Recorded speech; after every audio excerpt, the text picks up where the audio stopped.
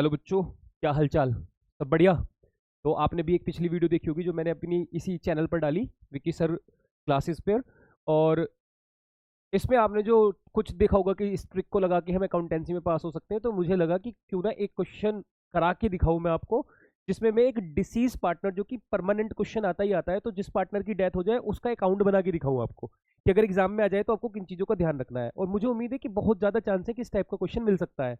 तो ज़्यादा बातें ना करके मैं आपको ये डेथ वाले चैप्टर का एक क्वेश्चन ट्राई करा रहा हूँ। आपको ये बहुत अच्छे से सीखना है। अगर इससे रिलेटेड इस टाइप का कोई भी क्वेश्चन आता है एग्जाम में, तो आप उसे बहुत अच्छे से कर पाओगे, ऐसा मुझे लगता है। तो मैं स्टार्ट करता हूँ। लिखा हुआ है त्रिशा, अनीशा और ऋषि का 3 पार्टनर है, तीनों का यहाँ पे अमाउंट लिखा हुआ है। त्रिशा डाइड ऑन 31 जुलाई, तो अप्रैल मई जून जुलाई 4 मंथ काम करने के बाद उसकी डेथ हो जाती है। और पार्टनरशिप डीड में लिखा हुआ है कि उसके जो जिस पार्टनर की डेथ हो जाएगी, डिसीज पार्टनर के एग्जीक्यूटर को, एक तो कैपिटल का बैलेंस मिलेगा जो कि मिलना ही चाहिए, जो उसने लगाया हुआ था। सैलरी मिलेगी क्वार्टरली 15,000, क्वार्टरली का मतलब होता है 3 मंथ्स। ठीक है बच्चों, तो क्वार्टरली सैलरी भी मिलेगी, ठीक है। लेकिन उसने हमारे साथ काम कितने महीने किया है? 4 महीने। और सैलरी कितनी की है? 3 महीने। तो चेक करना सीखेंगे। गुडविल भी कैलकुलेट करना, twice of the average profit of past 3 year, तो गुडविल की भी कैलकुलेशन की जाएगी। और प्रॉफिट जो भी होगा closure of the last accounting year till the date of death on the basis of last year profit, पिछले साल के प्रॉफिट को बेस मानकर हमें नए प्रॉफिट की भी कैलकुलेशन करनी है। तो देखो, अब यहाँ पे त्रिशा ड्राइंग करती है 20,000 की, तो 20,000 उसने पर्सनल यूज के लिए भी निकाले और त्रिशा का कैपिटल अकाउंट बनाना है। जब भी पार्टनर की डेथ होती है तो कुछ अमाउंट ऐसे होते हैं जिनको टाइम को ध्यान में रख के कैलकुलेट किया जाता है, और कुछ अमाउंट ऐसे होते हैं जो डायरेक्ट पे किए जाते हैं।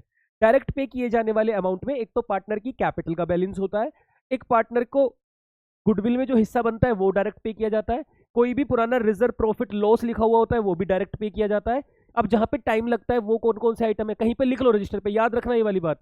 जिसमें टाइम की जरूरत पड़ती है, जिसमें टाइम के हिसाब से, जैसे 4 महीने 4 मंथ तक वो हमारे साथ साथ थी और उसके बाद उसकी डेथ हो गई, तो 4 महीने के हिसाब से कौन कौन सी कैलकुलेशन की जाएगी? इंटरेस्ट ऑन कैपिटल आ जाता तो टाइम के हिसाब से पे किया जाता, इंटरेस्ट ऑन ड्रॉइंग आ जाता तो टाइम के हिसाब से पे किया जाता, अगर सैलरी पे करनी है तो टाइम के हिसाब से पे करोगे।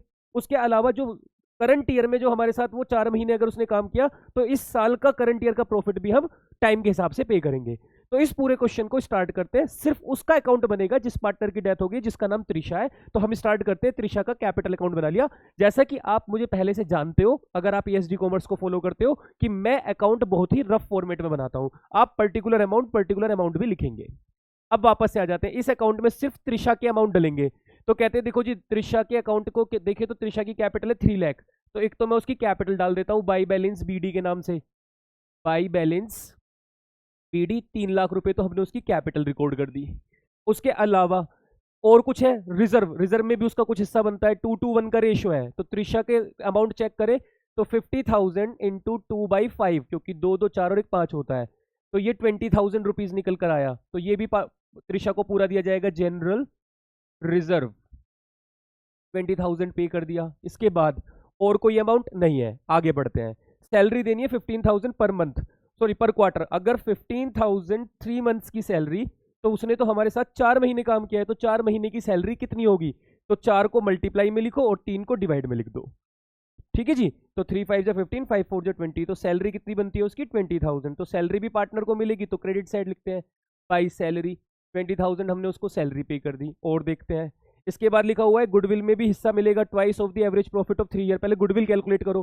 तो 3 साल का प्रॉफिट, 2 और 1 3 और 1 4, 4,50,000 3 साल का प्रॉफिट, तो 3 से डिवाइड करते ही एवरेज आ जाएगा 1,50,000 इनटू क्या लिखा हुआ है गुडविल की कैलकुलेशन में? ट्वाइस। ट्वाइस का मतलब 2 गुना।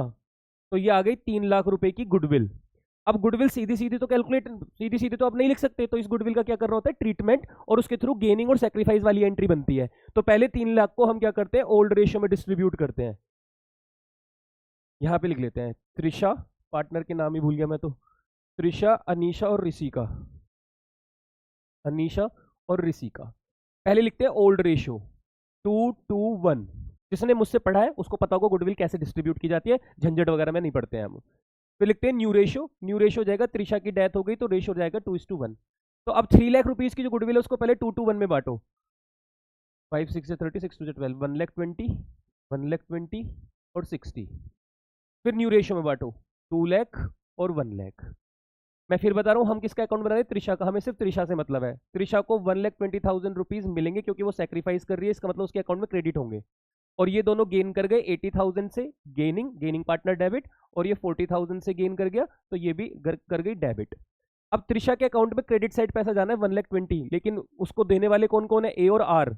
ए और आर का नाम वहां पे जो लिखा हुआ है, तो बाई ए से पैसा आएगा ए इज कैपिटल, और आर से भी पैसा आएगा आर कैपिटल। मतलब gaining to sacrifice, gaining partner debit, ये दोनों डेबिट हुए होंगे एंट्री में, और सेक्रीफाइसिंग पार्टनर क्रेडिट। तो जो पार्टनर क्रेडिट हुई जिसका नाम ऋषिका है, सॉरी त्रिशा है, उस त्रिशा के अकाउंट में क्रेडिट साइड पैसा डलेगा। लेकिन आपको पता होना चाहिए, मैंने सिखाया हुआ है अपने ट्रिक्स वगैरह में, कि जिस पार्टनर का अकाउंट क्रेडिट करते हैं उसका रीजन डेबिट वाला लिखा जाता है क्रेडिट साइड।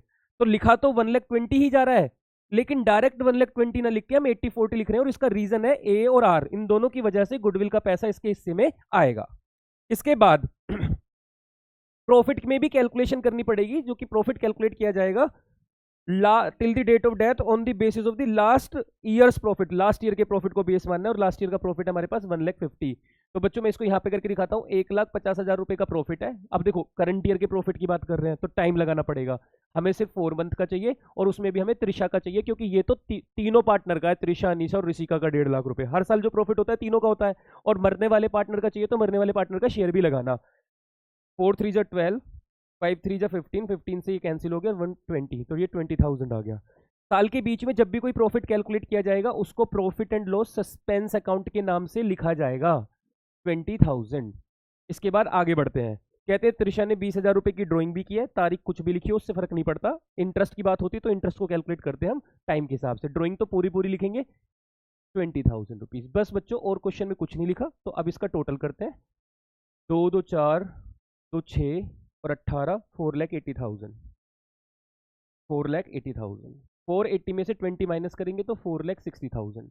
जो भी आंसर निकल कर आता है उसको जो पार्टनर होता है डिसीज पार्टनर, इसके एग्जीक्यूटर के हवाले कर दिया जाता है।